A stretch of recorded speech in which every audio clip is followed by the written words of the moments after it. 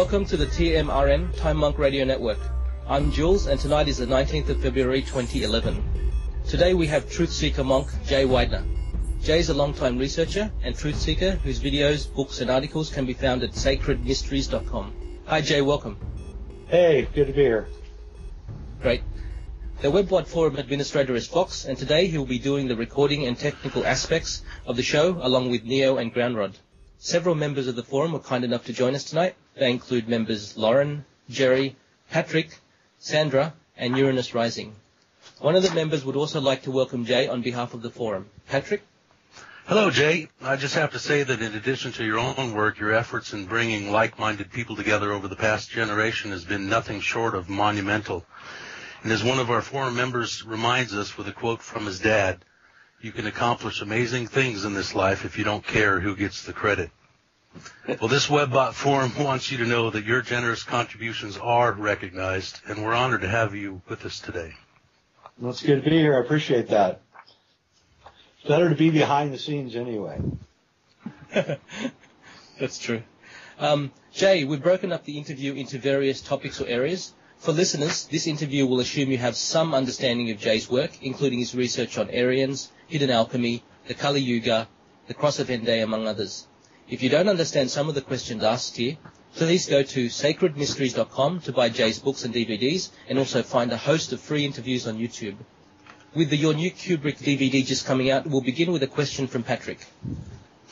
Jay, as a teaser for the audience, could you elaborate on the 2001 Space Odyssey and how the monolith's shape and dimensions are that of a picture screen, something of a clue how we're being deceived? Well, 2001 was my first religious experience when I was 15 years old. My girlfriend took me to go see 2001 in the Cinerama screen, and I was paralyzed at the end of the film. And the usher had to pick me up and help me out of the theater. That started me on my journey. And 2001 was, a research and development job that Kubrick was performing in order to fake the Apollo moon landings. And with that, he got a free ticket to do anything he wanted, and so he made a film about something that could have never really ever been funded, something that was true to his heart, which was alchemy.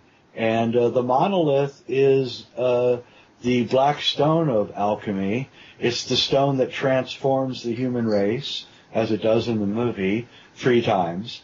And it's also the shape of the Cinerama movie screen on which the film was projected, exactly the shape, in fact. And Kubrick designed it, and he originally had a tetrahedron pyramid that was going to be the monolith, but he junked that idea and chose the black monolith, which is just a lot more alchemical.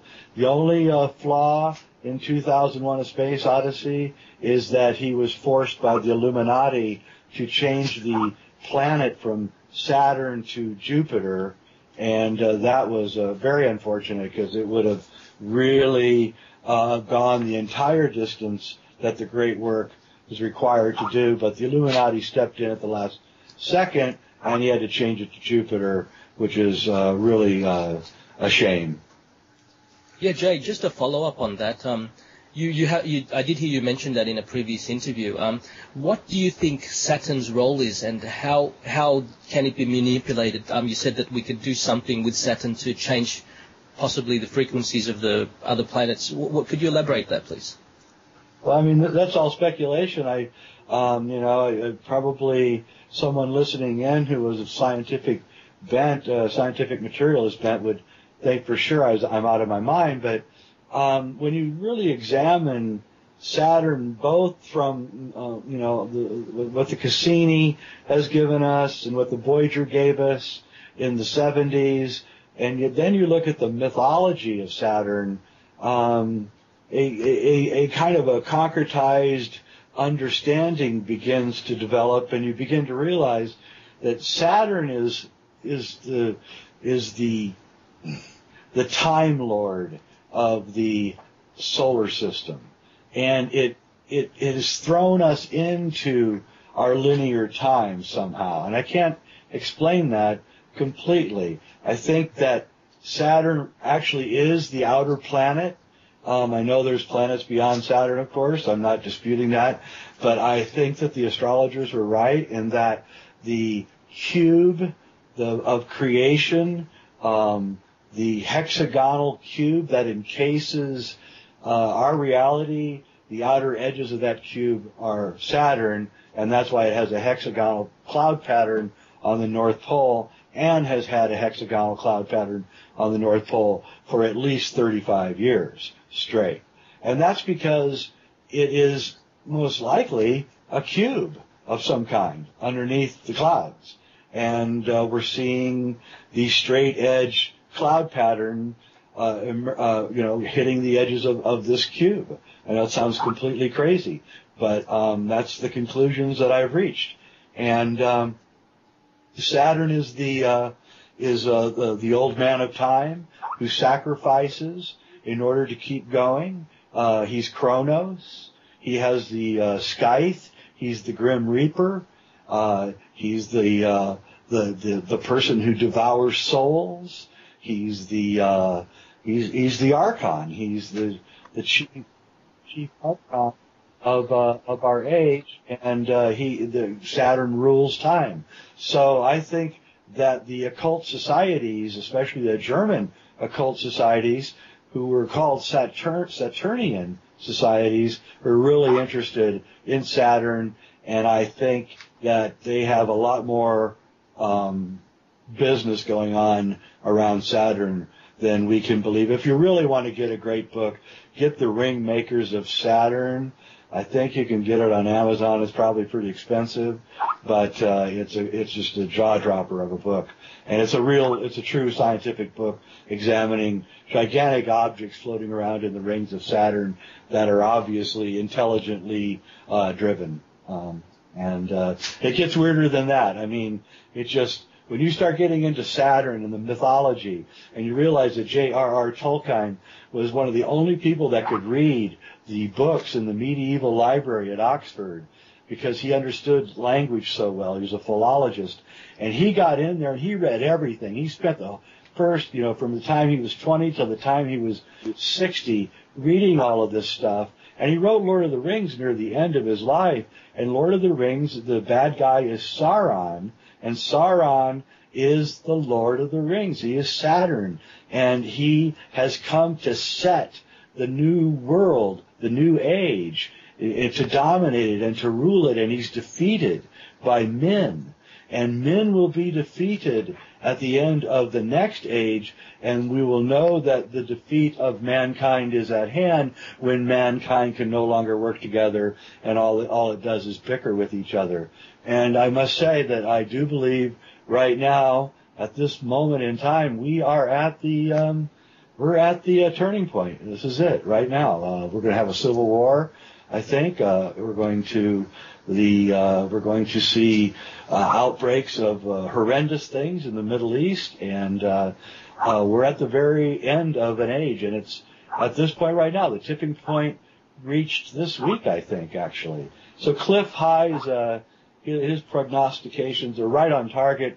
Sometimes he lets his own brain get in the way of it, but I've been following his work, and I guarantee you that the tipping point that he said in November, it occurred. It didn't get reported, because you have to understand the media is now become very aware of the internet, and they're beginning to just not report things. They're just beginning to just ignore things that are very important, so we don't find out about it. So what they did in the Gulf oil spill, it's still going on. They just ignored it. It's what's going on in Iraq. We're still in Iraq, but they're saying that we're not. So we all believe it. The same thing's true with these tipping points. We're hitting it, but the media is ignoring it, so it's not causing the commotion that it should cause. And that's a roundabout way of getting to current events through the Saturnian societies, which rule the Illuminists and the bankers and everything else. They are followers of Saturn. Their holy day is Saturday. Thank you, Jay. Just one more quick point on that question. So do you still believe that because of the internet and as you mentioned, Cliff High's work, that is in danger of getting shut off for us? Well, I mean, I do. I've decided to more or less begin the release of the secret alchemical knowledge, which I was hoping someone else would do, because I'm really getting worried about the things that I'm seeing and hearing from my friends in the intelligence business. And I think that, I know they're fomenting a civil war, and it's coming right out of Obama, and he's got the kill switch, and we're the tipping point has been reached, and they're going to have to decide whether they're going to destroy the commerce of the United States, which they surely will, by pushing the kill switch. And that's the only thing that keeps us alive is predatory capitalism, which needs the internet. So since we know that business has more civil rights than humans, business needs the internet. So the only saving grace we have right now is that business will go crazy if he pulls the kill switch. And that's what's saving us right now. How long that will go, I don't know, since Obama's no friend of business. So, we're at that point that we got to get everything out as fast as we can. That's why I've stepped up my interviews. I really don't like to do a whole lot of interviews. I'd rather read and do alchemy. But I've stepped up my interviews because I think that we're nearing the end of freedom, and that's why I'm putting out Kubrick's Odyssey, the film about Stanley Kubrick now, because Kubrick is telling us all of this stuff inside his own films, which were meant to be released into the public, and then the secrets discovered, and then the genie could not be put back in the bottle. Is a vastly intriguing, intelligent, alchemical, shamanic trick that Kubrick performed. And when you see the truth of what is in Kubrick's films, you will just have to, there's no arguing, basically. Jay, there are many accounts of people living for hundreds of years. Example, Noah living to 950 years old, as per the Bible.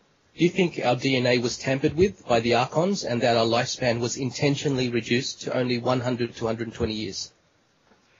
That could be. I have a much more prosaic answer, which is that the archons destroyed the sacred science of alchemy, and then therefore aborted our ability to create the Philosopher's Stone, and began the long diminution of our lifespan, all the way up until around 300 A.D. There were these people had a certain kind of they called it the Passover cake, and it was a white cake that they kept, and they would get it be passed to them by the local alchemists and at the apothecary shops and things. And people didn't have doctors then, and they lived to be quite in their 70s and 80s, and they swore that it was this cake that kept everybody healthy. And this cake was pretty much outlawed by Constantine, and then completely gone. Within 50 or 60 years, alchemy was outlawed. Everybody was thrown into jail. Then, of course, we have the Inquisitions and things. And the lambus bread, by the way, from that the elves have in Lord of the Rings, is the Tolkien's version of this cake. And what this cake was it was the alchemy. It was a kind of alchemy light, a Philosopher's Stone light, an easy to make thing that could hold the elixir, which would allow us to live extended lifetime. And it was a given in the age before this age, 6,500 years ago, when everybody lived to be old. But then as the last age ended and this age began, 6,500 years or so ago, we began to roll back our ages, every generation getting a little bit more short-lived. The only reason that we're long-lived now is we were using pharmaceuticals and things to keep people alive. And so we've fallen away, and now the completion is here in that we have not only derided the greatest and most sacred of all arts, and trampled it into the ground and killed everyone who practiced it, but now we are at the very edge of materialism, in which every last vestige of alchemical truth is being rooted out and destroyed. First thing Mao did was to destroy the Shaolin and the Taoist communities in China. The first thing that that Ho Chi Minh did when he took over Vietnam was destroy all the alchemical Buddhist traditions that were going on there. And it's left or right. It doesn't matter. Both sides are trying to destroy this tradition. I don't know. I'm guessing it's the archons that are behind it, and with a lot of stupid people following in line. So at the end of this age, with the few people that even care about what alchemy is, and the internet combined, I think that I can freely now say what it is without being murdered, and we'll see. We'll see if I win that or not. But right now, I just think it's too important. The end of the internet could be at hand. Either way, it gets out. This way is the first time in history that the alchemical truth can be released in such a massive fashion that it can never be bottled up. And that's really the goal. I have a DVD coming out in about 2 months, The Alchemy Code, in which I'm going to go in and really explain what alchemy is with great computer visuals, having animated by a great animator in Holland. And it's going to be a great film and really, hopefully, act like the film version of what a Gothic cathedral was, which was also an alchemical vehicle. So the rebirth of alchemy is at hand. It's really exciting, and there's going to be very few of us, and we're going to be able to compare notes if they keep the internet going, and we're going to discover the elixir, and we're going to freely pass it around. We are not going to sell it. We're going to freely pass it. That's the new rules. The new rules are that you have to give it away. If you're doing it for money, then you shouldn't be doing it. Now, I will be selling elixirs, but not the elixir. I will be freely giving away as much of the information as I can about how to make the elixir over the next year and a half. We'll see how the powers that be take this. Thank you, Jay. Patrick, you have a question for Jay? Yeah, Jay, first of all, I heard you mention that one could make orm from a gold coin, and the coin wouldn't lose any discernible value, but recently on Lance's show, you mentioned that commercially available orm could be dangerous. You suggest instead that we should be boiling and concentrating minerals left over from collected dew without having to touch the ground. Can you elaborate on this new version of Mountain Dew? Very good. And I want to say something about that. I think I was flat wrong when I said that about the Ormus. Not that there isn't interesting qualities in the Ormus, but it is not it. That's just it. I was wrong. I mean, any infatuation that I may have had has now been dissipated under the scrutiny of reality. Reality truly does bite, and when it bites, it bites hard. And it is not right. It just is not right. And I've been through this thing, and I know I don't think that these people are frauds. I just think they're misguided. And I think it's dangerous to take it. It has nothing to do with Ormuz at all. And I can say that firmly. Alchemy has to do with a different version of reality. And that's the problem that we have today, is that science has embedded us in only half of the reality. It's a very well researched half of reality, but it's only half, and science refuses to look at the other half. So, that's where alchemy comes in, because science is only interested in that which can be repeated. So they can mix certain chemicals together and it makes the same formula every time, and then they say this is science. But alchemy is not looking for the thing that is the same every time. Alchemy is looking for the singularity, for the thing that's different. And what it does is it seeks to go into nature and pull out that singularity, that one thing that's a miracle. And it has different names. Etherions, Paul the Violet calls them. They were orgone fields, according to Wilhelm Reich. It was, manna from heaven to the Hebrews. Everybody's got the different names for it. But what it is and it's not just do. Do is the best way to do it. But you have to change the way you think, and when you change the way you think, you'll see it everywhere. There's a philosopher, and philosophers, were not just people who talked about their points of view. Philosophers were alchemists. They're lovers of Sophia. They were the ones who looked into Sophia and loved her. And alchemist and philosopher were synonymous until just a few hundred years ago. And so philosophers, they can understand that this is everywhere. And in alchemy, the maxim is I spent years and years looking for it and I never found it. I couldn't see it anywhere. And then one day I found it, and then I could see it everywhere. And that's really the truth. And the truth is that it's everywhere. You have to look, because you have to change the way that you think. And when you change the way you think, you'll see that there's many vehicles for creating this. It's not just do.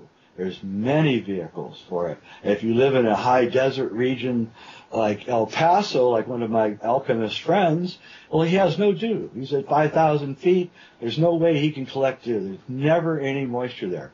But in June and July, he gets tremendous electrical storms, huge storms coming through the area, dumping tons of water on the ground, and he collects this electrified water, and it's really, really good.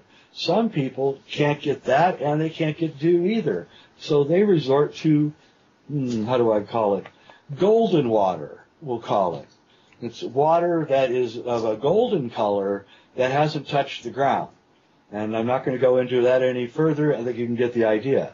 And so there's a lot of ways to do it. Mistletoe, things that don't grow in the ground, like the ayahuasca vine. Any of these things has a large amount of this positive etheric charge. Science is only interested in gravitas, and and you could say that alchemy is only interested in levitas, but it isn't true. We're interested in gravitas too. We know that it takes two to tango, and so we know that we need the grounding force of the earth. It's still sacred, but we understand the etheric force. We can capture it, we can distill it, coagulate it, sublimate it, and then drink it, and the results are spectacular. Wow. Well, I'm interested in the not touching the ground thing. I wonder if most methods of boiling would cause grounding, like a pan on a stove burner would. And short of dangling a pot over a wood tripod over a fire, do you think that it would work on a glass-top stove, acting as an insulator from ground? Yeah, if you have a thick glass, which you can buy at any medical supply company on the internet. You can buy all the equipment you need for about $200. You can get one of these really cool electric plates, which are ceramic. You can get But it's still, even if you had a steel, a metal electric plate, if you had a good 1/4 inch of glass between, you're not going to get any charge for that glass. Glass is a great protector from the ground. And there's a lot of other things. Wood, alchemists used many things to boil it, but you have so many things available today because of the Kali Yuga that you can use them. And alchemists would have given their left leg to had a electric burner that they could adjust, for instance, because they had to keep the flame at a very low power, by themselves, and that was really hard, especially to keep it constant. But with electrical flow and hot plates and things, you can do it, and it's not that hard. The word "dew" is a Latin for Ras, which is from the Sanskrit word Rasayana, which is a Sanskrit word which means the dew or the magic dew. Or it's also the sap of trees, which also are very high in this particle if they're way up in the high branches. And this is the center of Indian alchemy, Aryan and Indian alchemy for thousands of years. And so this is where Rosicrucian comes from. Rosicrucian is Ras, which is dew, and Cross or Crocian, which is your alembic or your pot or your vase or your vessel, your container. And so once you understand this, and you use the 4 elements, for instance, the dew is the air, and when you split the dew, you split it into the earth and into the water. And you use fire to split the dew. So when you split the dew, you get a salt, which is the earth, and then you get your magic water, which is the water, and then you fold them back together through fire. And this is the 4 elements, and this is if you look at the tree of life, you see that Kether, which is the dew, splits into 2 segments, and then it comes down into Tiphereth, and it creates a square or a container, and then out of this square or container surrounding Tiphereth, which is the fire where you're cooking it, it then dribbles down into 2 separate places until it gets to finally down into Yesod, where it's recombined, and then it falls down into Malkut, which is the foundation, which is your philosopher's stone. So you can see that the Tree of Life and the Kabbalah are complete renditions of the entire science. The Cross of Hende is the same thing. You have the pillar at the top, and that's the dew that separates down, and then it falls into the cube with the emblems around it, the moon and the star and the 4 A's. This is your crucible where you're cooking your magic water. And once you understand it, you can read alchemy books, which are, by the way, free on Google books. I was reading one right before you guys called on Google that was just a mind blower, and it was free. This is free. The books that were you would have to murder people for 300 years ago to get are now free on the internet. So the Kali Yuga has given us a great thing. It's given us the freedom to look at this, the freedom to discuss it without the church and the state doing anything. And if you think about it, we can transform the world into the golden age with this if we just do it in an unselfish way. I was trying to figure out some practical ways to capture dew, and Cliff mentioned a method of collecting dew and water from the environment. I think it was on a Veritas show. He called it a dew well or a dew pond. That can be found on rexresearch.com. Basically involves building a saucer-shaped pond built on straw and limed clay. The construction technique thermally isolates the water from the ground, and perhaps it isolates it electrically or etherically as well. I wonder if this could work for large-scale collection while not violating the don't touch the ground rule. What do you think? Oh yeah, that's a great idea. You know, that's the kind of thinking that you need to do. I can only tell you what it is. You have to do it. And you have to live a holy life while you're doing it. And it's a long process. It's a year and a half long meditation, and you have to devote yourself to it. And if you're not willing to do it, then there's no point in it. That's why it can't be sold. And, roses collect dew. That's why roses are holy, because you go to a rose farm and you can collect in the morning, you can collect 4 roses will give you an ounce of dew, if you get my meaning. And that's why roses are sacred to alchemists, because they would have these huge rose gardens. And they would shape the roses, and also the rose has a special fragrance which gives the philosopher's stone an incredible perfume kind of smell. And so there's a million ways to do this. And you begin looking into it, you'll begin figuring it out. Some ways are really more powerful than others. You can find flowers growing in trees, for instance. Sometimes trees in very moist places, like in the Olympics, will get so much moss on them that there'll be a burst of sun in August, and these flowers will burst way up high in the trees. Now, if you can get up there and clip those flowers, you've got some seriously powerful stuff. So you have to use your own head and look around and figure it out. And when you do, you'll see that it's everywhere. And the power of it is unbelievable. I'm a fan of birch beer and making maple syrup. In your recent interview, along with Healing Energies of Dew, you described mistletoe, and very briefly, I think it was brown sap from oak trees. And as an important note, I'm a bit worried about concentrating chemtrail fallout from dew. Could tree sap be used as a filtered substitute?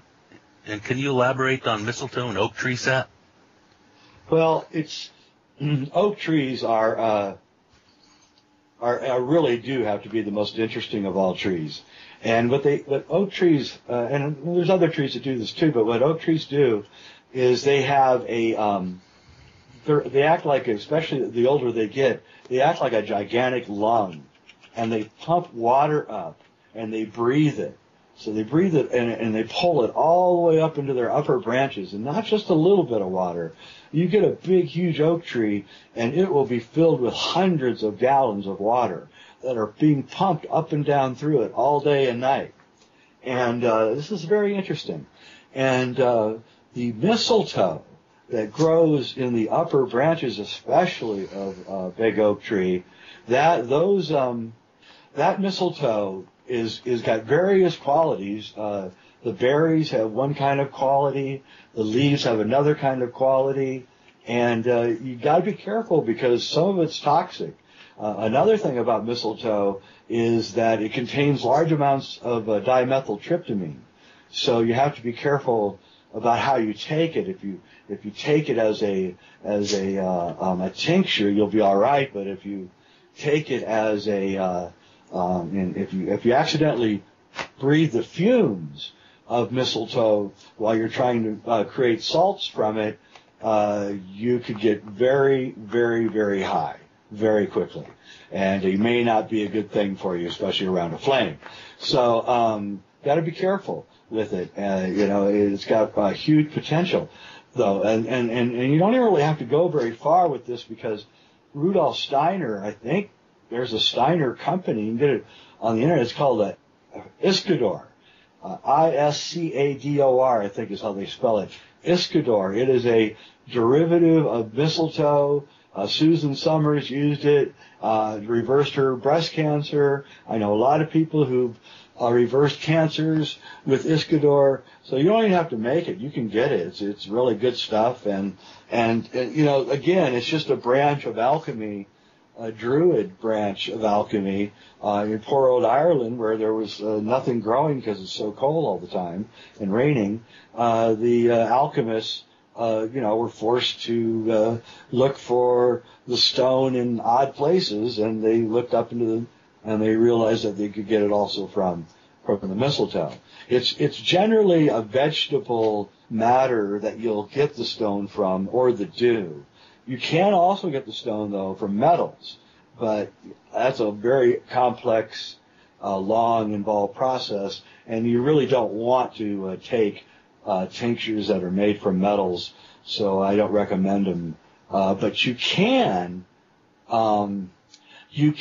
change the frequency of metals so that they transmute.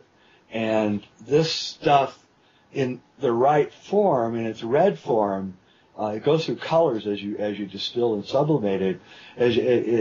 When it gets into its red form, it can actually transmute metals, and that's another whole subject. Because we're really not after that. We don't want to cause any economic problems.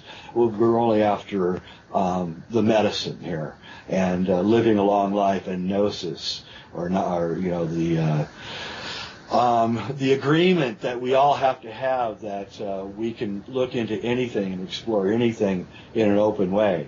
That's the Gnostic creed, and without that, we're not going to survive either. So we have a lot of problems right now in the world. And the faster that all of us start acting in an alchemical way, the faster the change can happen. Out of the fixed set world of the Iron Age, through the flames of revolution, we can fly underneath the radar and show a different place. And the elixirs can be made, and the science can be returned. Well, real quickly, Jay, and I'll finish up. Can you comment on the power of the observer, or what I've heard as an alchemical requirement that you have to be a believer and collect your own dew for it to be effective? Does that make sense? It certainly does. It's a whole meditation. It's a life. It has to be taken seriously. You have to do your qigong or your yoga, and you have to meditate, and you have to fixate on what in your own head what you want from this, and you and this thing becomes you. That's the you read the writings of Hermes, and he says only like can become like. Only a dog can create a dog. Only a human can create a human. Well, this thing is the progenitor of all things. It's the source of all creation. It is, when it marries Mother Earth, you are created. And so when you trap it and when you concentrate it, well, I mean, it's pretty unbelievable, and it on its own, just by doing it, you will not only be changed, but you will change the world around you, because there's an effect field that comes around it, which seems to change the texture of reality. It gets very strange. Okay, Lauren, I believe you have a question for Jay. Yes, Jay, you were the person by whom I was first made aware of the film The Fountain, and this beautiful meditation on death with Mayan mythology mixed in shows the importance of the dying process to the ultimate evolution of the soul. If death is the road to awe, or as your own film suggests, the ultimate trip, how do you reconcile this with dew collecting alchemy as a life extension technology? Even if we were in the Satya Yuga, why would we desire a retardation of spiritual growth by prolonging death? Well, I found The Fountain to be a great film. I do kind of disagree with actually that part of it, and it's not that you are stopping the advancement. What you're doing is that in a Gnostic sense, your voyage to this reality is based and will be completed by how much you understand this reality. And when you fully comprehend this reality, you no longer have to come back to this reality, and you can move up the ladder through into a different dimensional space. And that's the voyage of the soul as it regroups back towards the original light at the center of creation. And so, the Gnostic finds the interruption and the loss of memory between lifetimes to be an irritant. And so the alchemist seeks to try to gather as much knowledge as possible in the span of time that he has in this life, so that he can jumpstart, or she can jumpstart and past another lifetime here. That's a great answer. Thank you, Jay. Sandra, I believe you have a question for Jay. Jay, my question is, in a nutshell, is hyperdimensional alchemy, as you stated, in capturing dew to form the positive energy similar to yin and yang energy as described in Ni Kung practitioners like John Chang? Yeah, it is. And you're just, what happens is that in the Kali Yuga, we're getting too much of the earth energy. The magnetic fields are collapsing, and we're falling further down into the densification of matter. And so we have to artificially prop up the positive energy, which is being decreased in this time period through alchemy, but it will come back. It's just an affectation of this age. And that's really what the yugas are, is the diminishment of the positive etheric force, which is a natural progression of the magnetic cycle. Jay, I have a follow-up. Do you really need to capture the dew that way, in regards to, can you also breathe in this positive or sky force energy, or take it in through other means, like sun gazing? In fact, is the positive or sky force coming from space somewhere, or or as I suspect, does it come from the sun? Well, it comes from the sun, you're right. And you can do those things, and you should do those things. These people, the archons, telling you not to go out in the sun, I mean, that's about the most insane thing in the world. Go out in the sun. I love the sun, and the sun's giving off this sky force. And breathe, yeah, sure, there's people who, could probably not have to do anything but breathe, like breatharians. I think, there's a million ways. Once you understand it, then you're on the path to understanding it completely. And this is the great secret. And that's it. And what's funny is that we lose the knowledge of the sky force commensurately as we fall into the densification of the magnetic field and the Kali Yuga, and the Mayan calendar. All of it's happening, and so we've lost touch with this knowledge in such a profound way that it's going to take almost a miracle to get people to reprogram themselves. Thank you, Jay. Jerry, I believe you have some questions for Jay. Yes, these are forum questions from Rathburn. Was there a deliberate misdirection in alchemy with gold, mercury, and lead? Yeah, I would say so. I would say it was deliberate to fool the people who are only interested in money, to kind of sort them out right at the beginning. So they're all off putting mercury into vials, and then their brains are turned into Swiss cheese, and they walk around drooling, which is probably what they deserve. And so, yeah, I think so. But also, there's qualities of the particles which do have those qualities.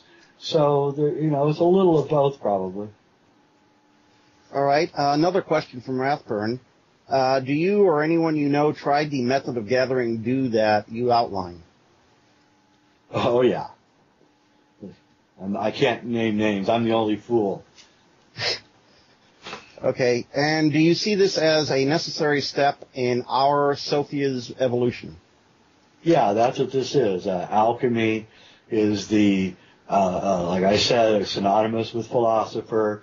Philosopher straight out means he who loves Sophia.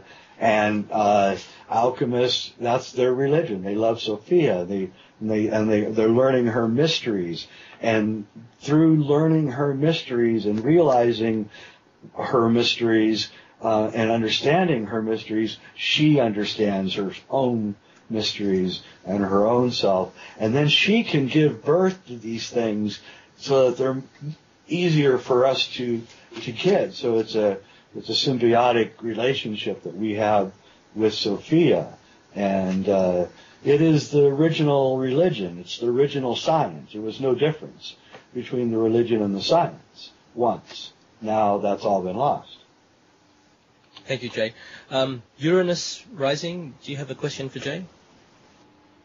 Yes, I do, Jay. Hi, how are you? You wrote in one of your articles, solving the Archon problem may very well be the test, the final test of humanity. Can you define the Archon problem and how to solve it? And also, where do you think the Archons are right now, and what do you think they're up to? Whoa. They're busy. Very, very busy. Must be sucking off a lot of chi, too. I hope they're enjoying their little orgy. I hope it's over soon. No, the Archons are, they're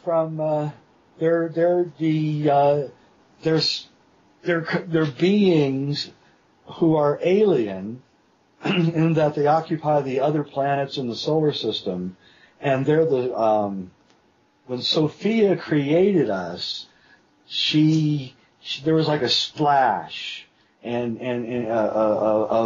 this creative intelligence, and some of it splashed away and created shells that looked like they were intelligent but lacked the creative essence of the Sophionic intelligence that created the earth.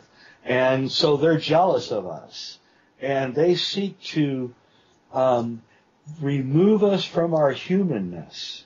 They seek to turn us into them, kind of soulless entities that feed off of deviant sexual and war and murder and they're trying to transmute the race into them, and it helps both to keep us in a state of fear so that they can feed off that chi, which is their main gravy, and then they when we die, we're so terrified of death that we fall right into the trap that they've laid for us at the end of the life, because the religions themselves are archonic. All of the Abrahamic religions are archonic, and they were created by the archons. And we're at the very edge. I'm just going to let that ring. We're at the very edge of the final war of the differing archon tribes as they get prepared to do their orgy of murder and death, which I believe is about to start. And you know, I don't know what we can do. So the archons, they've wiped out all the people that have ever talked about archons have been murdered in history, and it's been a systemic murdering. And Weidner's first law is those ideas which are the most repressed are probably the closest to the truth. And so when I look and I see that the Gnostics, who spoke quite eloquently of the archons, were wiped off the face of the earth, then I know there's something there. I'm a journalist. I used to track down murders and things. I know I have a good nose. I know there's something there. There wouldn't be that kind of backlash. And then when I look at the writings of the Gnostics, like Marcus Aurelius, who was an emperor of Rome, you can see that these people believed that there were these archons. And it's a profound idea, and it helps explain a lot of things. It certainly does, Jay. Thank you. I have one more follow-up question on that. I heard you say in one of your lectures that they're probably only around during the Iron Age, and I'm curious as to how you see that and why. Well, I mean, Aryan is iron, okay? Aryan and iron have come from the same root word. And they're the people of the iron, or the people that only emerge in the Iron Age. And they are getting out of here. They're leaving. And they know about the periodic catastrophe. And they've just come here to just kind of suck the energy off the planet and have a nice time. And then when they need to go, they go. And they leave, and then they'll come back later. And this is the continuous wounding that Sophia has been put under by these beings. And it can't be allowed. They can't be allowed to survive the catastrophe and come back to bring more of their nightmare to the earth. And that's their intentions. Or maybe they're leaving now that they've discovered planets, in other solar systems. Maybe they're leaving and going off to other solar systems too. I think they're doing all of it. I think they're highly advanced. I think they've back engineered things that they found out in the solar system. I think that they fall into a lull when they first get here, and they go out and they have sex with women, and they have raids, but they don't really care about the human race. And it's not really until the Iron Age that the Archons really emerge from their hiding place and start manipulating the entire planet. Thanks, Jay. Jay, you talk a lot about the Aryans, also called the Archons, which are humanoids predominantly. Throughout history, there have been stories of tall Nordic humans with blonde hair, vampires with white skin, and incredible abilities that are like these Aryans. But there's also a tradition of reptilian creatures, as in many of the monuments in London, and as per the stories in many African tribes, like the Dogon tribe, and such as Credo Mutwa, which David Icke talks about. Firstly, what is your understanding of the reptilians, and if you believe of their existence, how do they fit in with your model of the Aryans controlling the world, or at least before the Aryans bugged out to Mars? Yeah, that's a great question. David Icke and I got in a long discussion about that a couple of years ago. It's a good question. I'm sure that the Aryans, Archons, are the reptilians. Now, do they transmorg into reptiles? I don't think so. I think what happens is that there's might be something about them, their skin, at their advanced age and through their lack of sunlight and everything, which may cause it to scale. And so when you meet one of these tall guys with their incredibly blue eyes and their white skin, and they may have this kind of reptilian look about them, and that may be what has started the reptile thing. Now here's the thing: the reptile is also the symbol of the Kundalini, so we have to be careful what we're saying here. Just because the Archons might be fostering a myth that the reptile is something to be shunned and to be afraid of, and if certainly the reptile mindset is something you don't want to live under in your life, but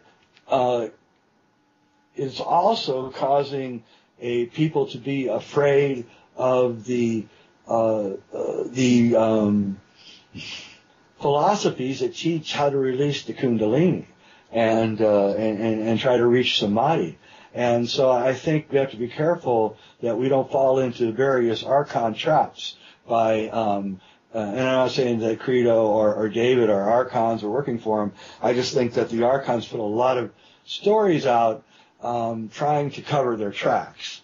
And in the garden, Gnostics believed, for instance, that in the Garden of Eden, that the snake was the good guy, and that snake was trying to show Eve the apple, the hyperdimensional Taurus, and saying, see the tree of knowledge, the tree that you're a hyperdimensional being, the secret of alchemy, in fact.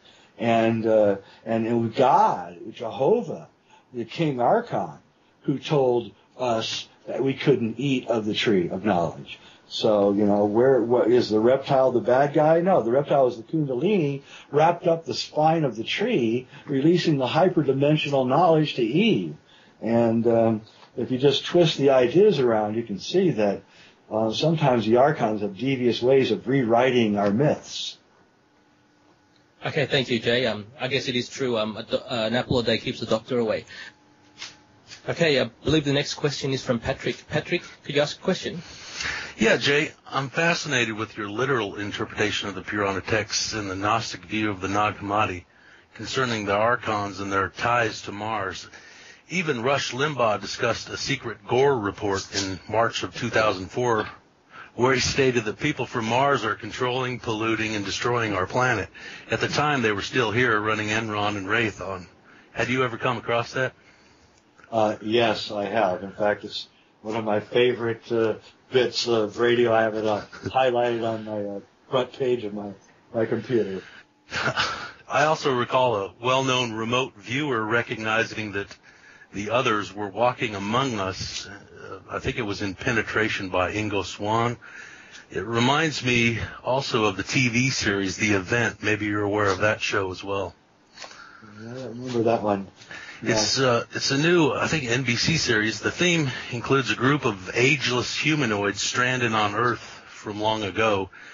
They're engaged in long-range planning for the purpose of escaping off-planet, perhaps before an event. I wonder if that, or the motive behind this stuff is perhaps conditioning or disclosure. Well, I guarantee you one thing, it's a ripoff. Yeah, this wouldn't be the first time that Hollywood's ripped me off. I would have to see that show. Yeah, I didn't know that was going on. Well, that's very interesting. The Event. They just finished the first season. I did it on DVD. I don't know. I know people in Hollywood and everything, and there's definitely something. How do I say this? I'll tell you something absolutely mind-blowing. This just happened to me last night. I was watching the film Kingdom of Heaven with Ridley Scott, who directed it. 2005 it came out, right? And it's a movie about the fall of Jerusalem in the 1200s when Saladin took over Jerusalem. It's a great movie, very very well done. Cost millions of dollars. And I was watching it on Blu-ray. I just got it, and and the hero of the movie is talking to a guy, and the guy's telling him about him going to Jerusalem and that it's surrounded by enemies and that one day Jerusalem will fall. And there on the head of the forehead of the hero, who has a dirty face in the scene, is etched the numbers very clearly, 2012. And so, I saw this, and I froze it, and I took a screen capture of it, and I've been showing it to my friends. And we're going, no, it is so clear that it says 2012 on his head that you just have to wonder, is Jerusalem going to fall in 2012? And why would they go to all this effort to tell us something like that in a movie? And what is Hollywood doing? And I think Hollywood is, great artists, the greatest artists of our age, go to Hollywood. I went there. They go to Hollywood and they want to get into the industry so that they can get money to finance, their creations. And they fall into a archonic trap.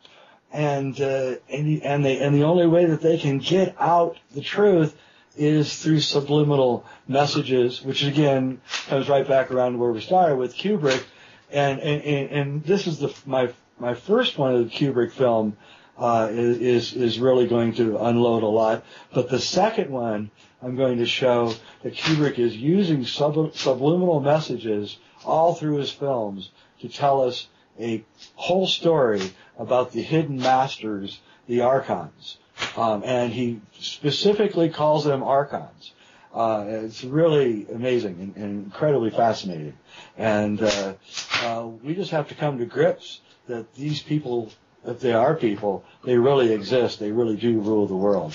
And that people like Ridley Scott and Stanley Kubrick, who were friends with each other, try to get out the truth, I guess, sometimes. And I think in this film, Kingdom of Heaven, he's trying to tell us that this film is being made by the rulers to get it in our heads that Jerusalem's going to fall to the Muslims. And that's the whole point of making the film, is a kind of a mind control propaganda thing, so that we understand historically that the Muslims had Jerusalem. And then he's etching on the guy's forehead the numbers 2012, as if to tell us, years before anything of the 2012 stuff was going on, that it would happen in 2012. Thanks, Jay. I wonder if the Aryan or Archon organization or their minions were responsible for collecting artifacts during World War II and might still be at it through the stealth Baghdad raids and recent Egyptian museum thefts. We can't rule out those Midnight Pyramid excavations rumored last summer. Do you have any ideas who's doing what and why?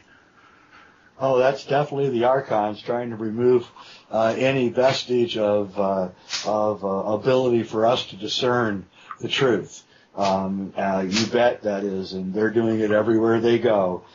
They've been doing it for a long, long time, hundreds of years, and it is such a clean sweep that it's jaw-dropping. And that's another reason why we have to get alchemy out now, because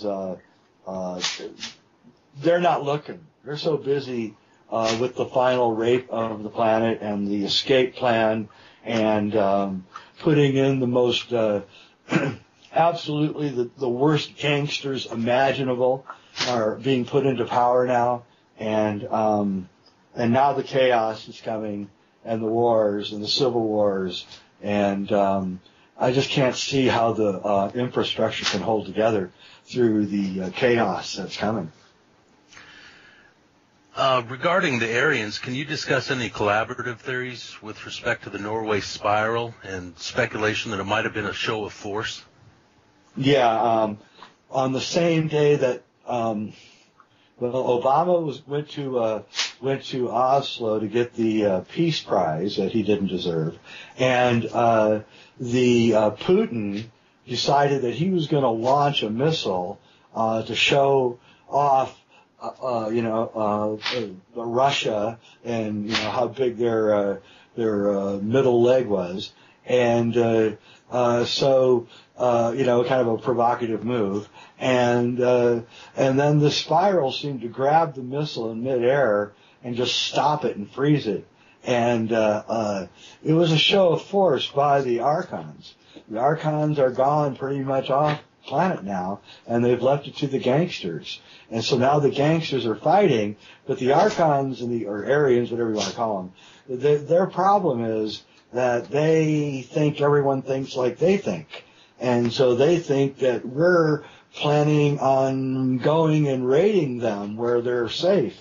And so they need to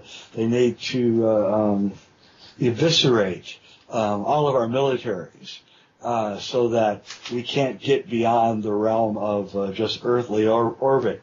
And by the way, we may never have been outside of earthly orbit as humans. It may only be Archons who can even go off planet. If the theory of Sophia is correct, it may not even be possible for humans to get very far from the Earth's magnetic field without dying. I'm not sure. So, I mean, I don't know what these guys have done to themselves experimentally, and I don't know what they've done to us, but I know they've done something. Thank you, Jay. Sandra, I believe you have a question for Jay.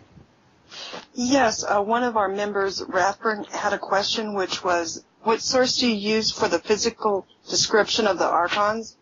Any first or second-hand accounts? Well, I will defer to the best book ever written about the subject, which is, of course, Not in His Image by my friend John Lamb Lash. He's the one that's combed the ancient texts, Nag Hammadi especially, for the archon work. But the archons are not really described. Their descriptions of them are always varied. It's only when you go to the Purana texts and you realize that there's a link between the archons and the Aryans, in that they were called archons, as archon meant kind of like king in Sanskrit. And so the archons were the kings, and they had blue skin or translucent white, depending on the light that you saw them in, and they had, they were tall, and the descriptions were all there. And we can go back into it's funny, in early UFO literature you see a lot of these beings, but then later they seem to have been replaced by the Greys, and I suspect the Greys may be some kind of biological parasite that they've invented or something to do their duty, so that they don't get seen. They don't want to be seen anymore. That's why they've disappeared. That's why you don't see vampires anymore, because it all disappeared. No, again, though, you look at the vampire myths and how they're mind controlling the kids to want to be vampires, and you really have to wonder, what the goal of it is. And the goal is to remove us from our humanness. It's for us to willingly give up our humanness, to give up our emotions. By taking Prozac, you're giving up your emotional state. Give up, our connection to nature, to give up our connection to each other, to give up love and community and all the great things that human beings should be doing. Creating art and all of it, music, and that's what they want us to. They want us to be automatons. They want us to be robots. And when we finally succumb to this, then they are completely and totally victorious. And I guess, Jay, it's similar to the old vampire myth where they couldn't come into your house unless you them to come in. So it's, I guess, them compelling you or tricking you into allowing you to do something. It's incredible. They've actually tricked women into thinking that working in a godforsaken corporation is liberation. They've got us thinking, that taking their pharmaceutical drugs is actually curing us. They've got us thinking that war is like football. People don't really get killed. They get up and they can do another play. And everything is fake. It's just a gigantic. The money system's fake. The economic system's fake. The art system is fake. The entertainment system's fake. The politicians are fake. We all know they're fake. Why are we even bothering with their reality? And we have to shun it. We have to go back to craft building and art and all these things that make us human. Well, that's what we should just create. Slow food. The slow food movement. That's a good movement. Eat as slow as you can. Walk as slow as possible. Try walking as slow as possible instead of fast as possible. And try to do everything opposite of the way that they are trying to tell us to do it. And you will find that your levity will return, your clarity of thought will return. If you practice alchemy, your health will return, and and then you will become a leader because you'll build such a huge field around yourself that you will transmute society. And that's really what we can do through the internet. True, yeah. Sometimes I talk too fast. I'll have to cut that down. Jerry, you have a question for Jay. Yes, this is another question from the forum from Acedia. If the Archons are a virus, can they live independently of us? And if so, why can't we just kill the virus? Are all of us infected, or are some of us immune to them? Yeah, some of us are immune to them. It's easy to get immunity from them. They do see, that's John Lash's view, is that they are a virus. Sort of like a meme virus, a thought virus that comes in and just makes people absolutely go completely bonkers. And then there's other people who say that they're a separate force who come in, and that's certainly what the Gnostics thought, was that they were an alien force, and they called them alien. They would get into arguments with the Christians and say, you're mad, insane, alien God, and the Christians would go crazy and kill them. And so it's a difference. It's really just. I mean, it's hard to explain. I mean, sometimes they're one, sometimes they're the other. I guess it's whatever you believe. I personally believe that they're separate. They're a separate force. And I believe that you can easily overpower Archons. Archons are the biggest pansies in the world. They really are. They run away from a strong person. Now, they will try to get a mob ginned up to go after strong people, like they went after Pythagoras and a lot of other people. So you got to be careful about that. And all thinking people should have an escape route until we defeat the Archons. But you can't defeat the Archons by killing them. You can only defeat the Archons by ignoring them or loving them. And I say ignore them. Don't even bother with loving them. That doesn't work. The Buddha is wrong. We just have to forget them completely. And we have to be aware of the archonic energies. And when they come in, we have to have societies that are built to know that the archonic energies are moving in, and you can't let it take it over. Can't let it take you over, or you'll have a Salem witch trial, or you'll have the witches of Loudon, where they killed all these people because they thought they were all possessed by the devil. And these are how the Archon works. Archons love mass frenzy, and they swoop in like wasps or something. Huge swarms of them swoop in when there's violence and anger and fear, and they just thrive on it. And so the way to defeat them is to remove the food. Thank you, Jay. Patrick, you have a question for Jay. Yeah, I think we're starting into Gnosticism and architecture. Jay, I've heard you talk about the pineal gland and our innate ability to tap into collective consciousness. You discussed ancient Renaissance and recent period construction, as in Washington, D.C., that might capture and concentrate etheric energy. In fact, you stated that our country's forefathers and architects somehow had more knowledge than could be accounted for without recognizing a Gnostic influence. I appreciate your thoughts on a personal experience I had. A number of years ago, I went to Monticello, and a guide pointed out that Thomas Jefferson slept in a semi-prone position with his head up, and often slid out of bed directly to his desk to capture on paper what he'd been working on in his sleep. Had you heard that story before? No, but I love it. That's a great story.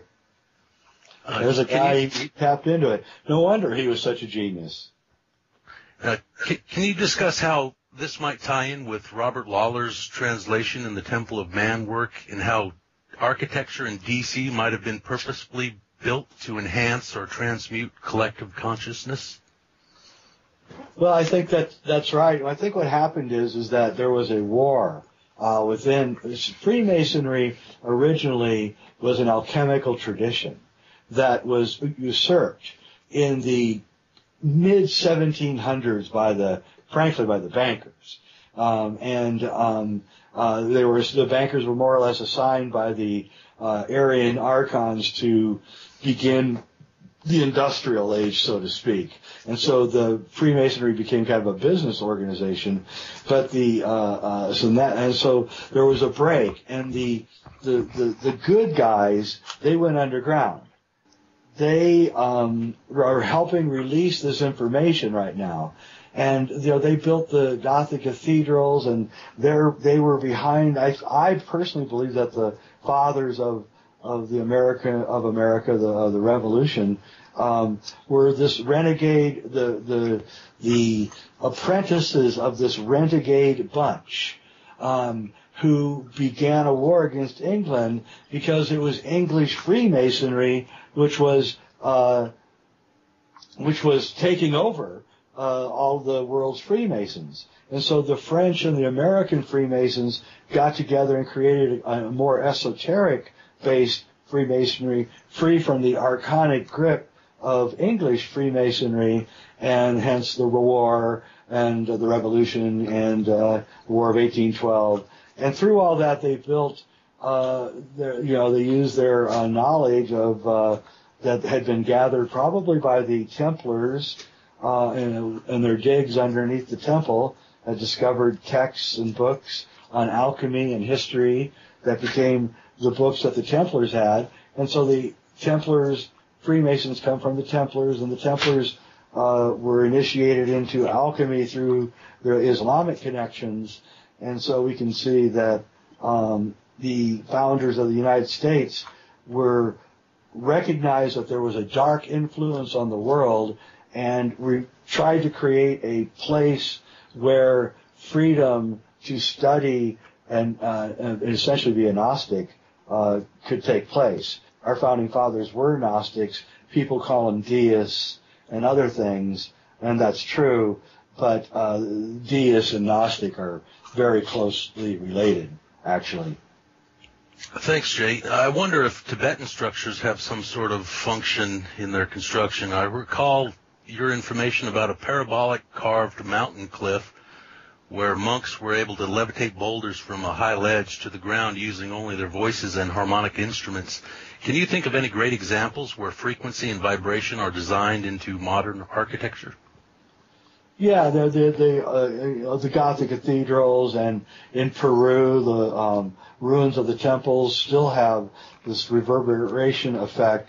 And so, the etheric stuff, what they would do is they would take the dew and boil it down and put it on the boulder, on the top of the boulder. They'd sprinkle it on there, but they would hum this tune to the dew before. So they do all this chanting, and you get the vibration in the vial of dew to be the same vibration as the one they were chanting. Then they would pour the dew on the boulder, and then they would chant, and the boulder would rise. And the boulder would rise as long as the dew hadn't evaporated, and it would fall when the dew evaporated. See?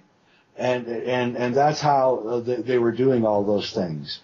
And so all of these traditions are based on the single tradition, the great sacred science of alchemy, which was the science of the golden and silver and bronze age of the human race. As Chinese alchemy, Taoist alchemy, Indian alchemy, Egyptian alchemy, Greek alchemy, Native American alchemy, down in Peru and in Mayan Mexico.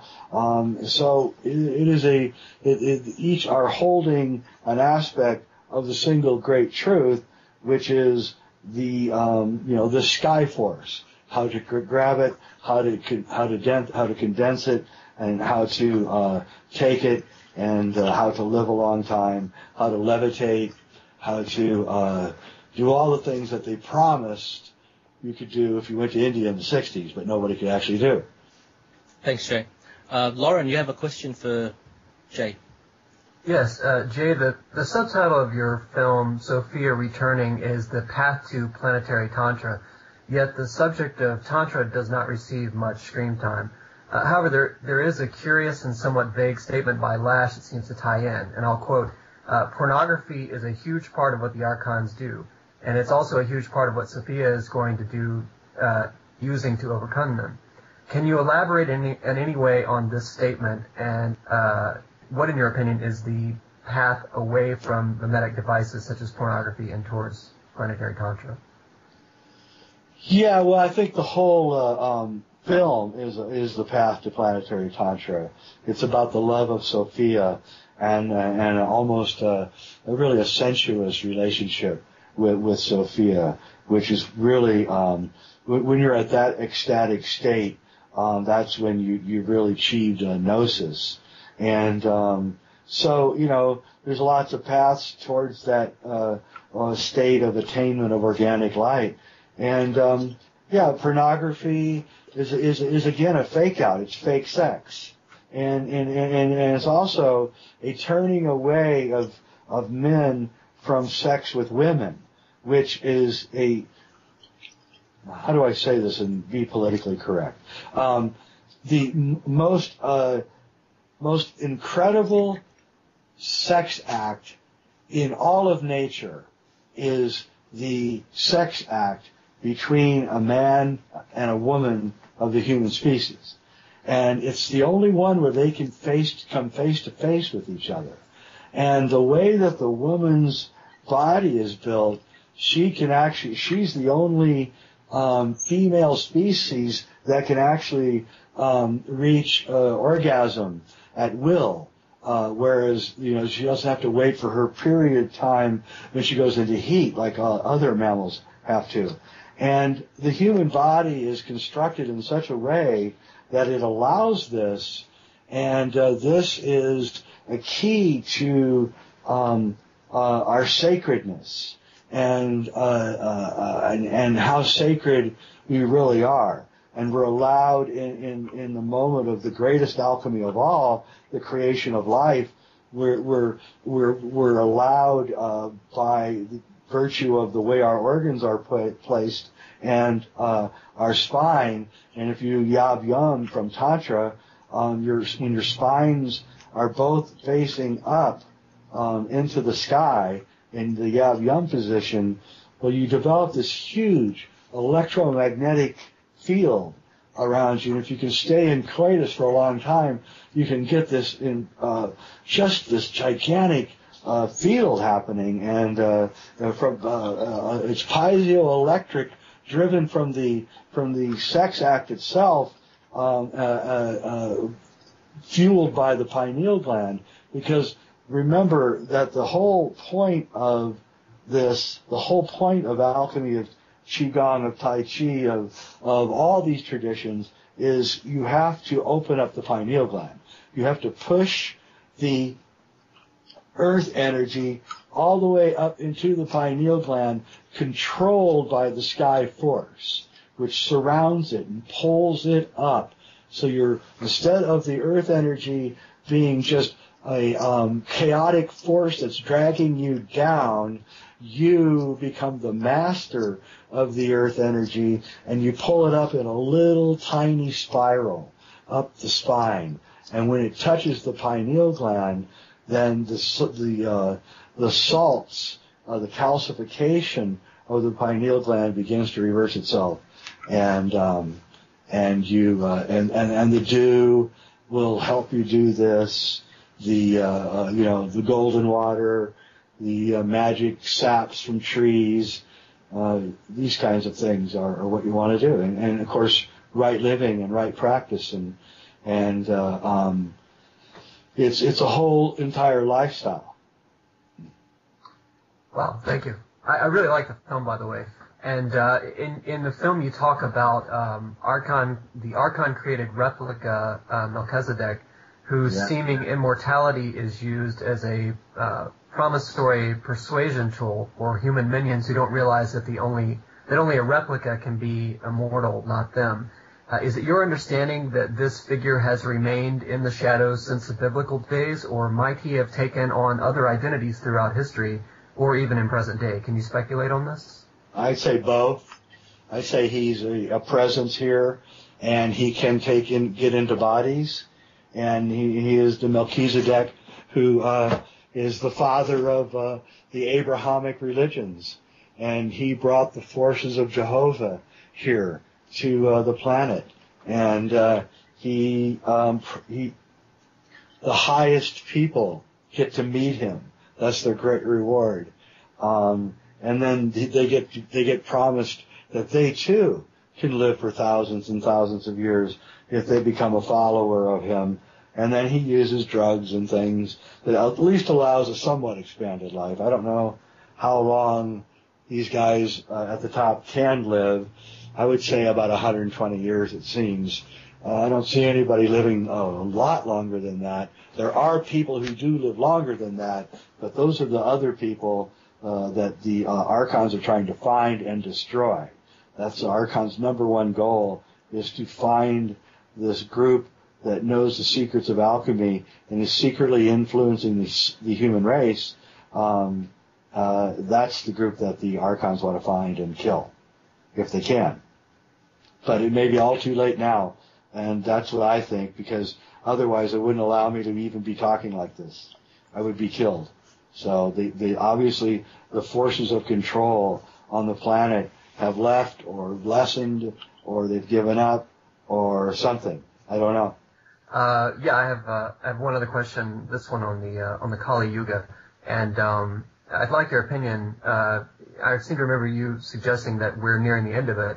However, others say that we're only about 5,000 years into this 400,000 year age. If you look at the Vedic descriptions of it, it does appear that the worst is yet to come, and it says tormented by hunger, thirst, and ailments. Maximum age will be about 20 to 30 years. People will only live in the mountains and forests and subsist on leaves and roots and meat and little else. Which camp are you in with respect to our current position in the Kali Yuga? I'm in the camp that actually says that the Kali Yuga began in 3104 BC and ends in 2422, I believe.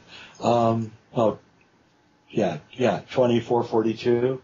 I believe we have about 400 years left, but I think that there's and my good friend Robert Lawler has a really, really good book coming out about all of this. I should just defer to him because he can explain it better. But he calls it the twilight. And there's a 540-year twilight, the last 540 years. And that twilight began in 1938. And every 72 years, we descend one step further into the twilight.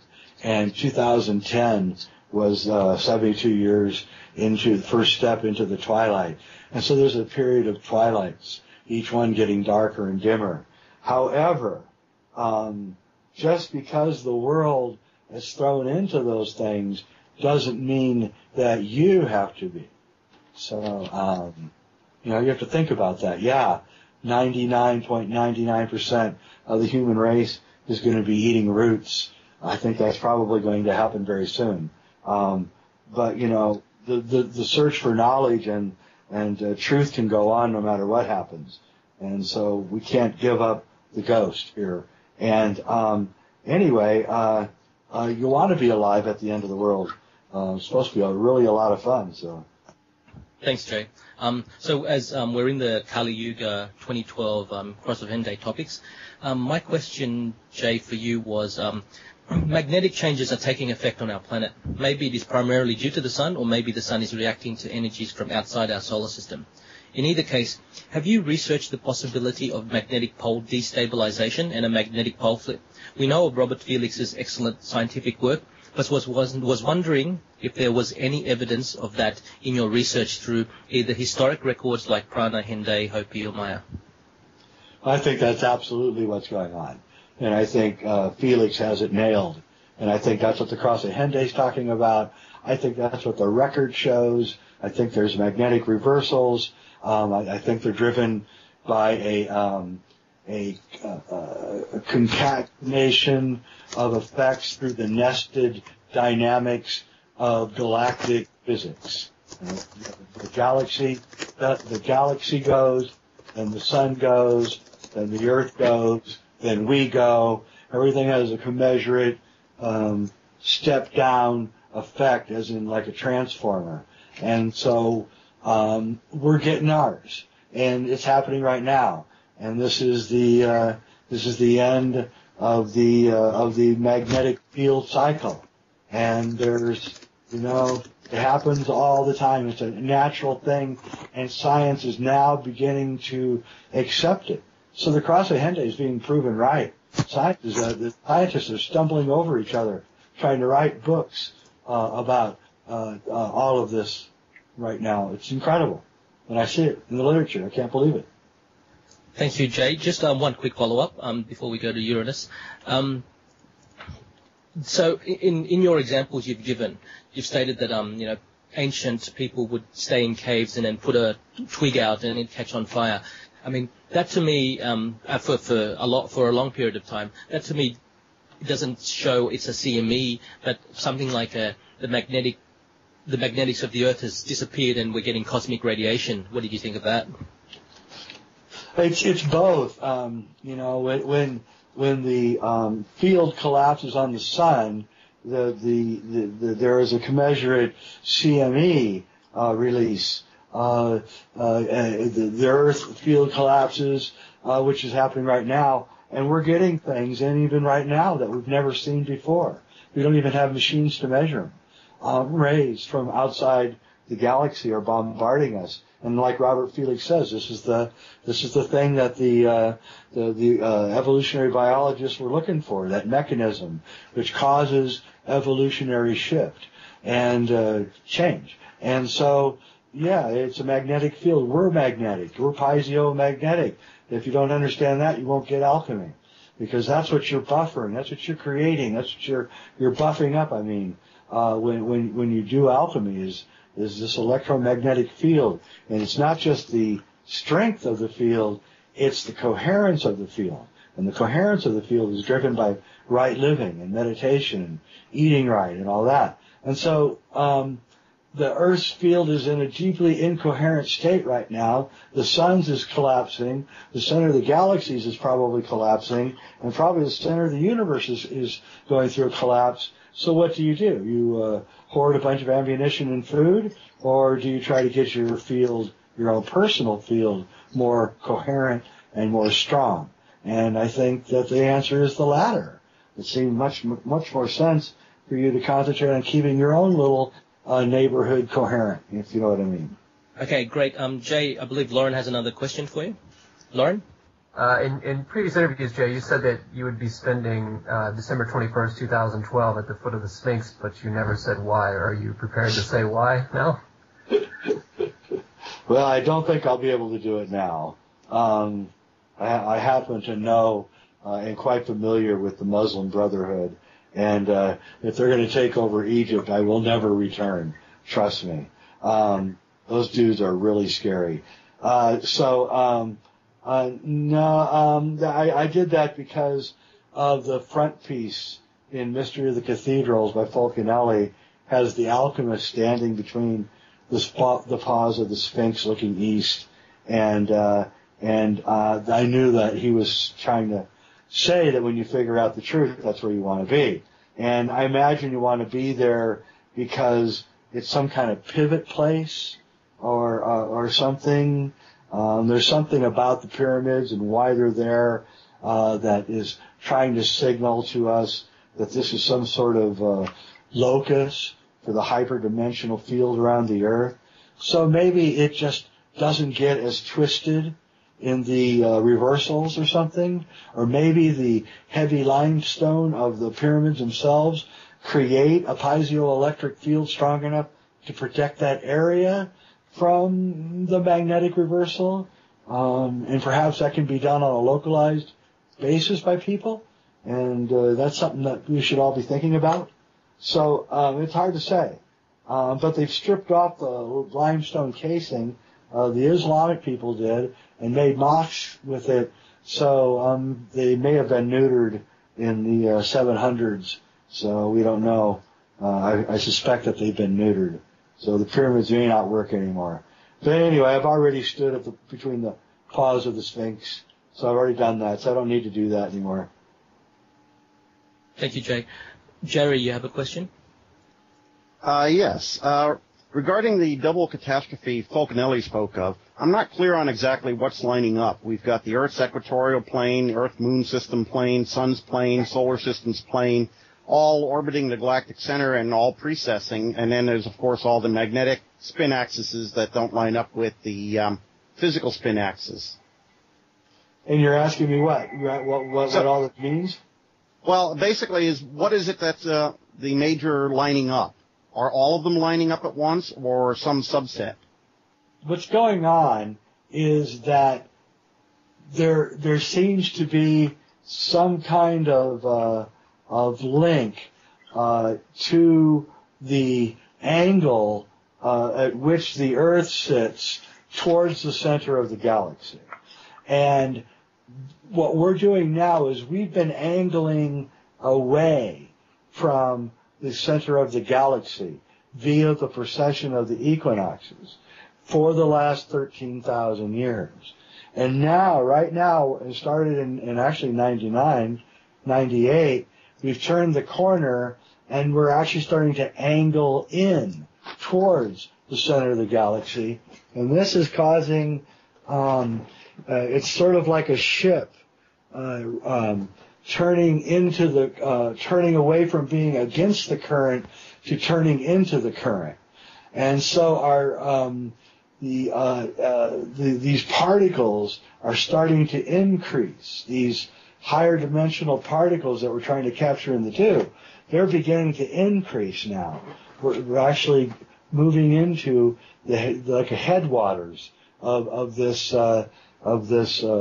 force, and it's attenuating. The antenna is attenuating towards it, and this is one of the reasons why there's been this awakening going on, and we will drift out of it again. So the golden age is caused by these forces causing us to suddenly wake up. And we wake up and we realize, oh my God, alchemy means this, and oh my God, this means that, and oh my God, this, that. And we're the Illuminati, and you can control time, and dimethyltryptamine, and Sophia, and everything comes available all at once, and there's this absolute crystallized awakening that happens to the entire human race all at the same moment via the internet. Thank you. Sandra, you have a question for Jay? Yes, Jay. The question I have, which came from MKB, is it appears that there's a lot of waking up still left for people to do. And the question is, are we partially in the column of energy from the center of the universe? And as quickly as things are happening now, do you still feel that it's going to still take till December of 2012, or as Kalaman says, maybe as early as October of 2011? Well, it's the center of the galaxy, not the universe. But I like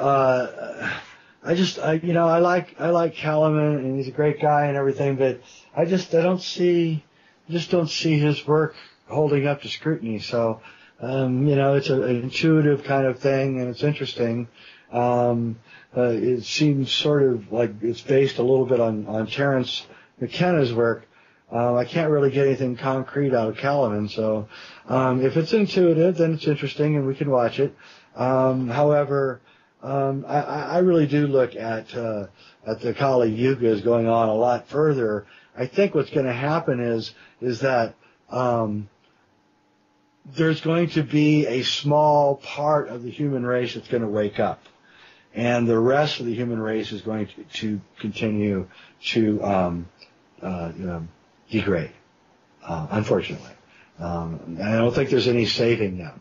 I think that the poisoning of their minds is so complete that they can't even be shown the truth, and so there's no point wasting your energy or time with them.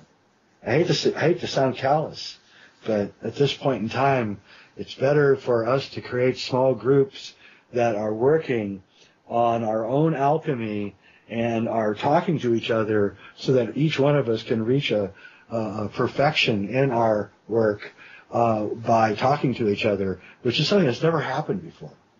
Thank you, Jay. I had a quick question as well.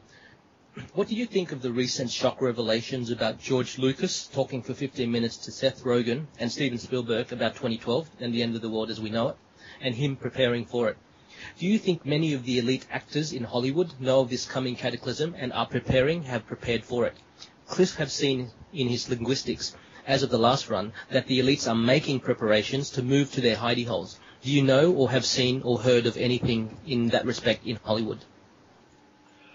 Yeah, there's a lot of movement going on in a lot of directions, and not just in Hollywood, everywhere. Yeah, maybe just the 2012ers have got everybody spooked, but it looks more than that.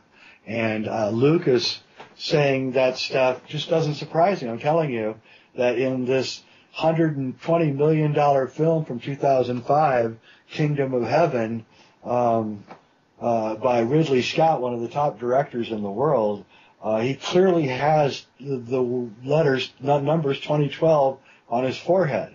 This is before all the 2012 stuff started, really.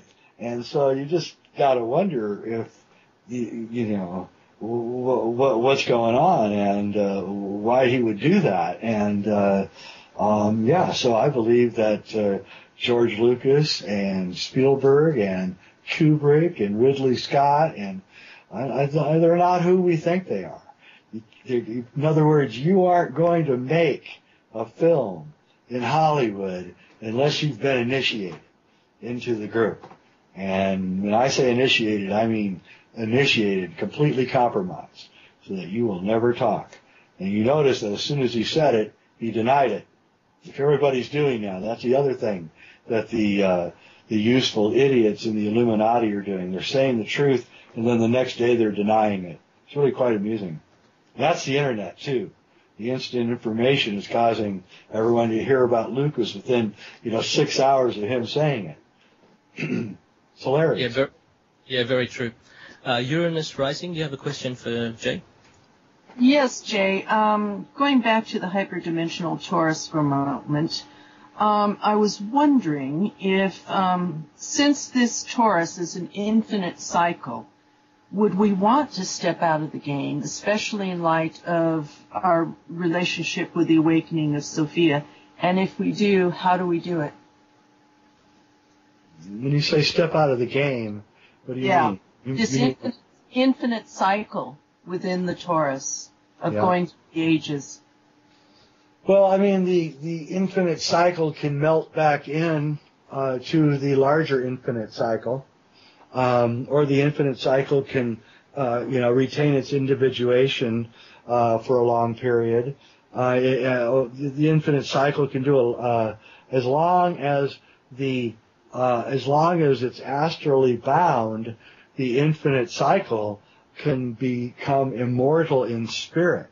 This is what the Kabbalah is really about. The Ka is the residual of the human body, the bones and the dust of the human body, and the Ba is the spirit.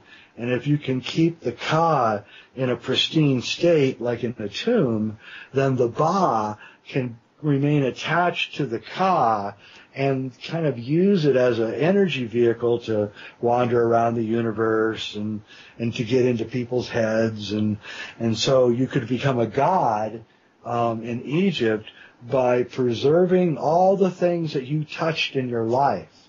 So the cups that you used and the plates and your clothing, everything you ever had was carefully kept and then placed in the tomb with you. And these are your Ka is so this was a kind of an alchemy where you could preserve the spirit of the person, the hyperdimensional torus, intact by having a tethering effect onto the earth.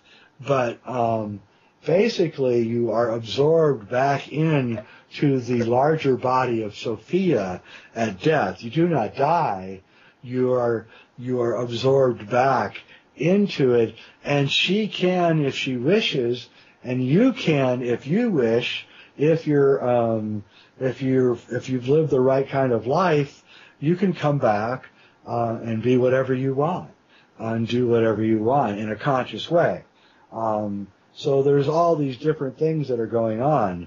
But basically, we're all Sophia. Our lives are Sophia lives. Our memories go into the memory of Sophia, which is the Akashic record. And when we die, we are folded back, alchemically folded back into Sophia, and we can also alchemically unfold out of Sophia. Thank you, Jay. Sandra, you have a question for Jay.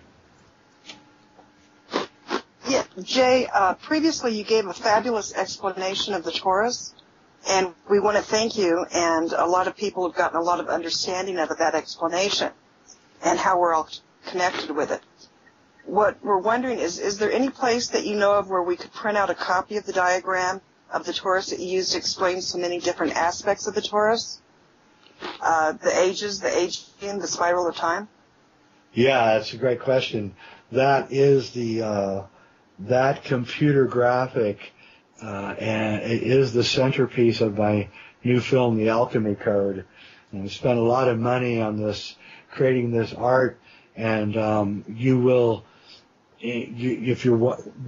movie will be done very soon here, and it will be the perfect exposition for exactly what you're saying. And there's no way that you can actually describe the torus with words. You can only get close, but you can describe the torus with computer graphics. And I have an awesome set of computer animations which you can show your friends, and they can finally get it. And I'm going to tell you, that is the illumination. Once you finally get the torus, and that you're sitting in the middle of a donut-shaped field, and that you can make that field as big or as small as you want. When you get into an elevator, you shrink it down to the layer of your skin. When you're in a cubicle at work, you're the same thing. When you're eating McDonald's hamburgers, you're shrinking it down to the layer of your skin. When you're out in a forest in a mist, you can blow it up big and huge, and it can get gigantic, the size of cities. And once you understand the dynamics around it, then the rest of it begins to make sense, and you understand alchemy, and you understand the power of nature, and the rest. Great, thank you, Jay. Uranus, you've got a question as well? Yes, I loved it when you said, forget trying to make people aware, try to make the aware more aware. They will be the ones who define this reality. So to sum up, what would you suggest to aware people to assist them becoming more aware? And what about those aware beings that are not presently manifest on the planet? Well, the ones that aren't manifest, that we have to create and leave behind things that they can look and observe and figure out what's going on. So it becomes important at a certain point in your awareness to leave something behind. You have to. We're all standing on the shoulders of giants, and we need to acknowledge our teachers, but we also need to acknowledge the ones that are coming later. As for the people who are already aware, they really need to, let's just be blunt, you need to get out into communities away from cities. You need to practice Qigong and Tai Chi and yoga, and you need to eat natural foods, and you need to get a discipline, and you need to practice alchemy. You need to have a lab. You need to cook your alchemy. You need to cook your dew or whatever you choose to. You need to live as close to nature as possible. You need to have love and community and song and dance and go back to ritual and the things that keep us and make us human, and forget the archons and their world, and they will go away. Maybe they have gone away, and we're just naturally going to drift back to this. But just in case, let's force it. And I really mean that. I mean, we have to force it. We can't. We have to become leaders. We have to say, this is the way we're going to go, and just by virtue of that, they'll follow. You'll see. They'll always follow. All they do is follow. So all we have to do is lead, and they'll follow. Thanks, Jay. That's beautiful. Thank you, Jay. We've only got 2 or 3 questions left. In this particular ending part, the question I have is: your recent interviews talk about setting up a future shift conference, a series of getting back to nature and living in a post-cataclysmic world. What type of world do you think that will be? We know you are an advocate of living closer to nature, like the indigenous tribes of Africa, Australia, South America, and the US. Could you paint us a picture of what life will be like based on your research and even your meditations after the cataclysm? It will be it's a really, really nice place. And everybody, we're not totally, completely indigenous like the Aborigines. We have balloons, and we can get around and transport around, and but we're living a lot closer to nature, but we're still connected to each other, and we're connected to each other. Maybe not through the internet, but maybe, I don't know. We have to start thinking of how we want to do this. And, but the world that I see is a world, devoted, where people are devoted to craft and to meditation and to, nature and to, getting along in finding ways to assimilate, but keep your own individuality. And people will assimilate, will go to groups of like-minded beings. So there'll be small villages that make just bicycles, really good ones. And another small village will make something else, but everything will be of a high quality, like we don't have now, and it'll be closer to a natural quality. Everything will be, and we'll regain our psychic abilities that have gone dormant, and we'll be in touch with nature in a profound way, which we aren't now, and it'll be a lot nicer. It'll be a lot slower, but at the same time, you'll have the dew, and you'll have the alchemy, and you'll have complete gnosis. So what more do you need? You'll have your family, and everyone will live in a kind of a natural utopia in the way that we're supposed to live. And we're going to finally shed technology. And I know it sounds crazy, but in the golden age, you don't even need clothing. So, it's just what your imagination can conjure and what the magnetic field will allow, and what you can do with alchemy and your own personal disciplines and practices. But anything is pretty much possible. That's what Sophia wants. Thanks, Jay. The answer is a good segue to Sandra's question. Jay, have you heard of the gift economy model as opposed to a barter economy model? One of our members, Lua, brought it up on the forum, and we've had a lot of interesting discussions with it. In the barter economy, which we have now, a person must have something to offer in order to receive something they need.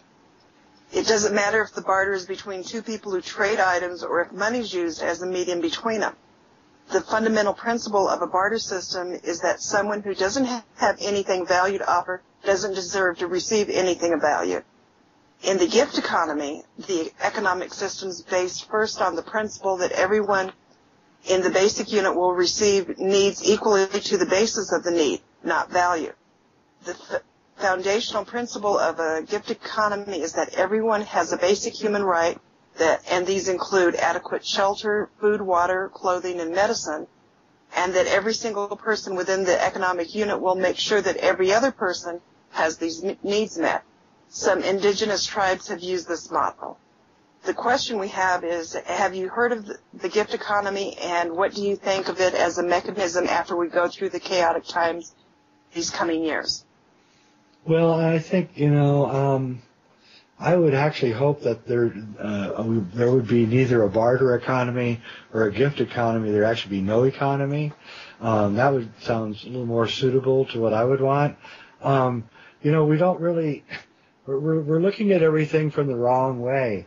Everything is here for us. There's no really need for anyone to starve. There's tons of food everywhere. There's tons of water everywhere. If we could get the corporations to quit polluting and get them, in my no economy there would be no corporations. Then in the Aboriginal society in Australia, a 3-year-old child could completely exist without their parents. They knew where all the food was, they knew where all the water was, and we're talking about in the middle of a desert with no water. They knew where the water was. And, so it's us that have forgotten, what we really are. And we are, we think that, civilization is civilized when actually it isn't. And it's a world raping, organization. And the thing is, it was necessary. Civilization was Sophia. It was necessary at a certain point so that we could all connect and then we could all trade info on everything that there is so that she could gain total and complete enlightenment. So this part of this thing is necessary, but for hundreds of thousands of years, humans lived without cities, without civilization, and they didn't have war, and they got along just fine, and all the stories that you've heard that they were grunting and just cavemen in caves is just absolutely not true. Jared Diamond did forensic research into hunter-gatherers and found that they had no cavities, no osteoporosis, they lived to be old age, they had a high infant mortality rate, but for the most part they were really, really healthy. And I'm not saying that we're going to go all the way that far back, but I think we have to get away from this whole idea that we need economies. We don't really need anything. Everything is available to us. We're just not thinking in the right way. I mean, I got a pine forest. It's about a half a mile from my house, that could provide me with 2 handfuls of pine seeds every day. But you just sit there and they rot and they just go fall on the ground and nobody cares about them and there's it's everywhere. We just have to look. So that's how I think. I think we have to rethink how we're doing everything. And so socialist answers and capitalist answers, that's just the old crapola regurgitated in a different form. Jay, I appreciate that.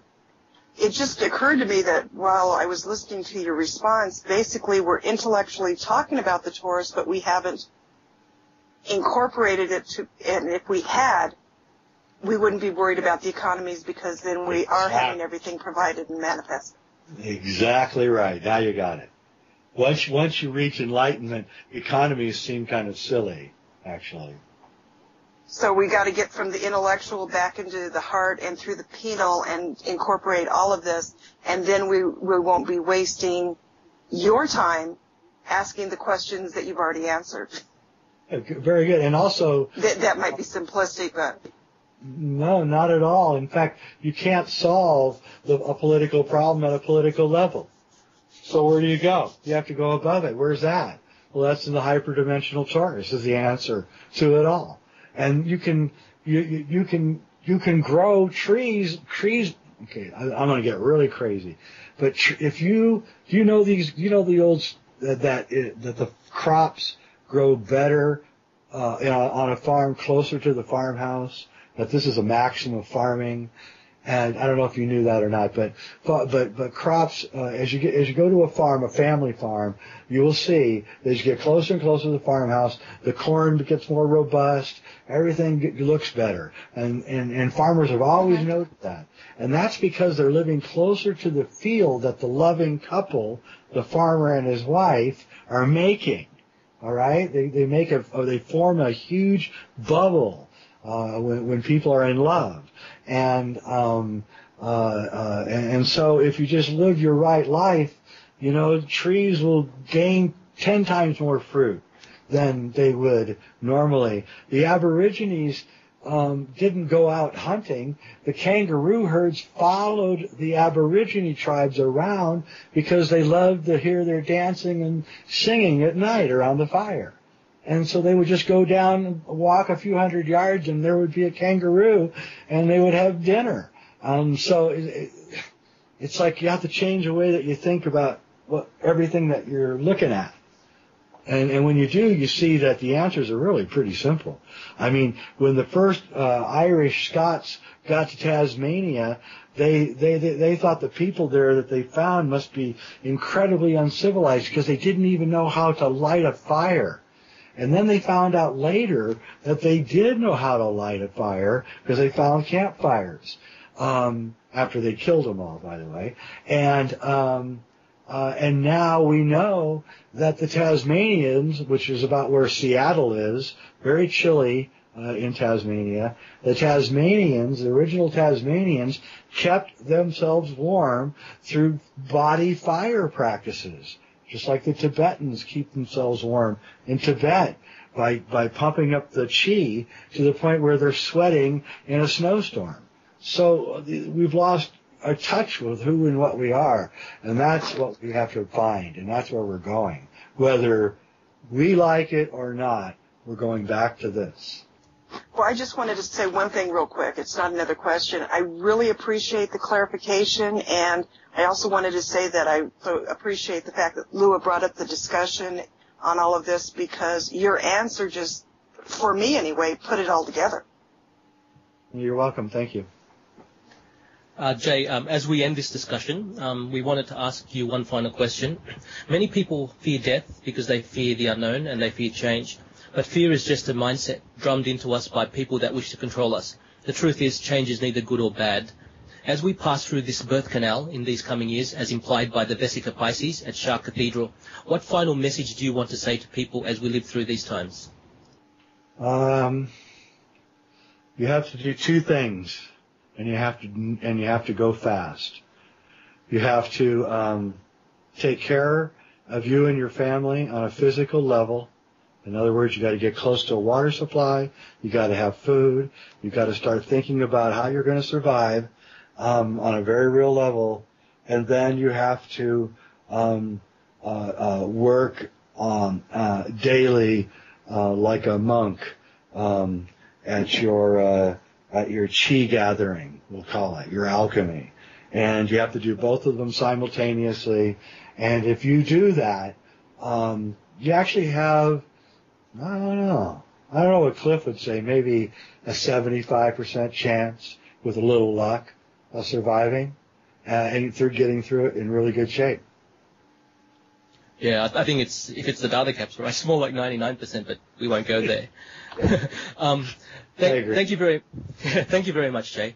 I hope it's been enjoyable. Yeah, I hope it's been enjoyable for you as it has been for us. If not, bad luck, mate. Like Cliff, you two have been an inspiration to many.